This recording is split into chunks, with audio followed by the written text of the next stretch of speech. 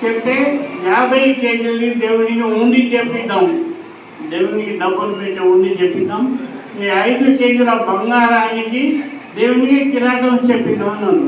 సరే చాలా అనుకున్నాం. అందుకని మాట్లాడుతుంది. అప్పటి నుంచి కూడా నేను ఇప్పుడు ఈ అమ్మవారి విగ్రహాన్ని తిరుపతి నుంచి నేను చెప్పించాను సార్. మా కృష్ణ నాయక్ గారు, నేను, మా సాధువు సంఘం ఉంది. ఏ విగ్రహాలు చేస్తే ఒకటే విగ్రహం మిగిలింది, 5 విగ్రహాలకి ఎక్కడ అమ్ముకున్నారో అది ఎటువంటి తెలియట్లేదు. ఈ అయ్యగారు అమ్ముకున్నారు, ఇక్కడ ఈ రెడ్ అమ్ముకున్నారు. అమ్ముకునే కూడా మేము ఏం మాట్లాడలేదు. మా భాషీన్ బావా మాకుల తండల్లో ఉన్నది గుడి. ఈ గుడి గురించి మాకుల భాషీన్ బావాన్ని రావాలి పేరు. మేరామా యాడి భవాని, మేరామా భవాని అని రావాలని కోరుకున్నాం సార్. దగ్గర బీబీ నగర్ ఉంటుంది, అక్కడ లింగామసంత టెంపుల్ ఉంది. అలాగే నారాయణపేటలో లోకామసంత టెంపుల్ ఉంది, అక్కడ కూడా అమ్మవారు కేకాళి భవాని అని ఉంటుంది. అలాగే లింగామసంత టెంపుల్లో మేరమ్మ భవాని ఉంటుంది, కేకాళి భవాని ఉంటుంది.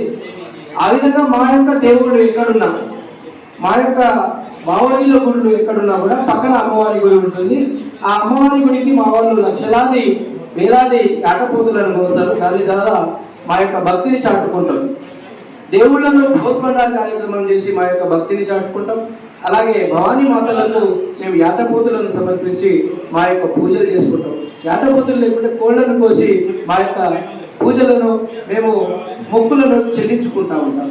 అందులో భాగంగా ఏర్పడిందే ఈ భావసంగ గుడి పక్కన ఉన్న మేరమ్మ భవాని. ఆ విధంగా ఏర్పడిందే లోకామసంత టెంపుల్ పక్కన ఉన్న కెంకాళి భవాని.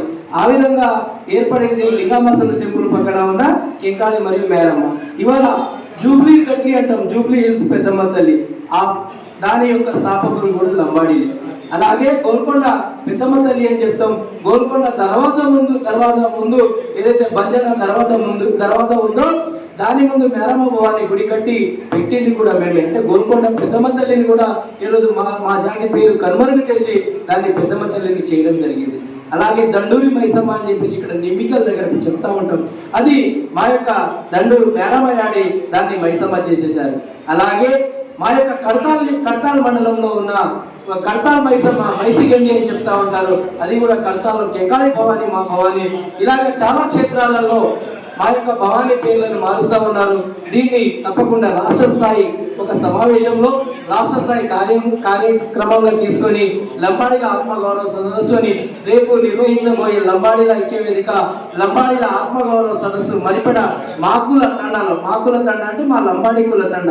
ఆ కుల తండలో మాకుల జాతర, మా లంబాడీ కుల జాతరలో లంబాడీల ఆత్మగౌరవ సదస్సుని పెట్టుకుంటాం. దాని యొక్క ముఖ్య ఉద్దేశం ఏంటంటే ఈ రాష్ట్రంలో చాలా చోట్ల మా గుడులు ఎక్కడైతే ఉన్నాయో దాని పక్కన మా సప్త భవానీ మాతలు మీకు తెలిసిన విషయమే. మేరమ్మ భవానీ అంటాం, కేకాళి భవానీ అంటాం, తులజా భవానీ అంటాం, అలాగే శీతలా భవానీ అంటాం, హింగ్లాజ్ భవానీ అంటాం, దృఢంగా భవానీ అంటాం, అలాగే మంత్రాల భవానీ అంటాం. మీరు ఇలా చూసుకుంటే ఇలా తులజాపూర్లో ఉన్న క్షేత్రం మా తులజా భవానీది, అది అలాగే కొనసాగుతూ ఉంది. అలాగే కెంకాళి భవాని ఇప్పుడు నేను చెప్పినట్టుగా ఏదైతే ఉందో కడతాల్లో అది కెంకాళి భవాని లోపల పూజారులందరూ లంబాడీలే ఉన్నారు. కడతాల్లో ఉన్న కెంకాళి భవానికి పూజారులు లంబాడీలే ఉన్నారు. అలాగే ఈ మేరమ్మ భవాని ఇక్కడ కాదు, జగదంబ మాత అని చెప్పేసి మొన్నటి వరకు జిందా భగవంతుడు నరేంద్ర మోడీ యొక్క ప్రియమైన ఏమంటారు ఆయనను చాలా భక్తిగా చూసేవారు రామరావు మహారాజ్ గారు. ఆయన యొక్క ఆశీర్వాదం తీసుకొని భారతదేశ ప్రధానమంత్రిగా నరేంద్ర మోడీ అయ్యారు. అక్కడ మేరమ్మ భవాని ఉంది. అలాగే హింగ్లాజ్ భవాని యొక్క క్షేత్రం ఇలా పాకిస్తాన్ లో ఉంది. అలాగే మా ధోళంగల్ భవాని యొక్క క్షేత్రం కూడా పాకిస్తాన్ లో ఉంది. మా సప్త భవానీ మాతలలో 2 క్షేత్రాలు పాకిస్తాన్ లో ఉండిపోయాయి. ఇలా ఐదవ క్షేత్రం మా యొక్క మంత్రాల భవాని అంటాం, అది శ్రీశైలం అడవుల్లో ఉంది. అది మీ అందరికీ తెలిసిన విషయమే. మా యొక్క సప్త భవానీ మాతలకు ఇంతటి చరిత్ర ఉంది. ఈ చరిత్రను హననం చేయొద్దు. అలాగే మా జాతిలో 7 జాతి గురువులు ఉన్నారు.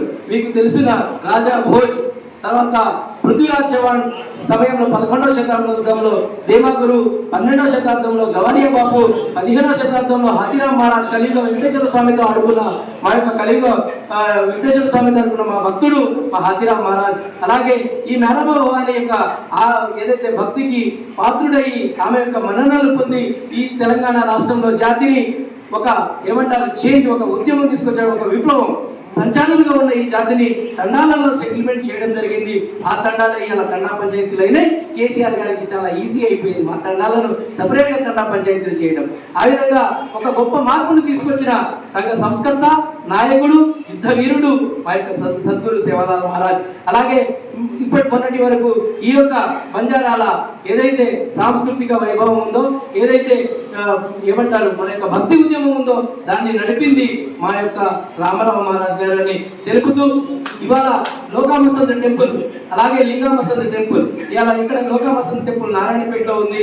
అది మా చేతుల్లోనే ఉన్నందుకు ఇలా రాష్ట్ర ప్రభుత్వం 4 రోజుల పాటు జాతర చేసినందుకు రేవంత్ రెడ్డి గారికి మేము ధన్యవాదాలు తెలుపుతా ఉన్నాం. మా జాతర చేపించినందుకు గవర్నమెంట్ జాతరగా. ఎందుకంటే ఇలా అదే సిక్కు మతానికి సంబంధించిన మా యొక్క భావాలు అంటే మా యొక్క గురువులు లింగామసన్ పేరును మార్చేసి ఏకంగా 11వ శతాబ్దానికి సంబంధించిన లింగ బసవేశ్వరుడి పేరు మార్చి అక్కడ కూడా మమ్మల్ని అవమానపరిచారు. కాబట్టి ఈ యొక్క మొత్తం థీమ్ ని తీసుకొని ఆత్మగౌరవ సదస్సులో మాట్లాడతాం. లోకామసన్ లాగా ఎలాగైతే మా లింగమసన్ టెంపుల్ కూడా లింగామసన్ పేరు ఉండేలాగా కూడా మేము ఈ యొక్క ఆత్మగౌరవ సదస్సులో దాన్ని మాట్లాడబోతున్నాం. జాతి మేధావులతో చర్చించబోతున్నాం.